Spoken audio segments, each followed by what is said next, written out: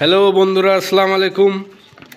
Dinajpur technical training centre, Matasagar, Shekhpura, Dinajpur. আমাদের regular base SA3 post assessment হচ্ছে, আপনারা দেখতেছেন সবাই।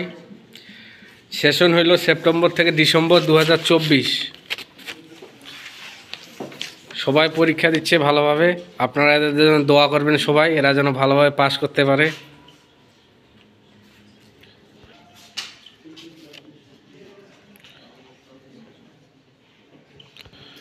আমাদের এরপরের ব্যাচের ক্লাস শুরু হবে 1 তারিখ থেকে, 1/1/2025। আপনারা যারা ভর্তি হয়েছেন তারা তাড়াতাড়ি ক্লাসে চলে আসবেন। আর এই কোর্স যারা করতে চান তারা দিনাজপুর টেকনিক্যাল ট্রেনিং সেন্টারে চলে আসবেন। আর এই সার্টিফিকেট নিয়ে আপনারা দেশ বিদেশ যে কোনো জায়গায় চাকরি করতে পারবেন এবং ভালো মানের স্যালারি পাবেন। সো আজকে এই পর্যন্তই। আল্লাহ হাফেজ, আসসালামু আলাইকুম। আমি তো পুরো স্ট্যান্ডার্ড হয়ে গেছে গো।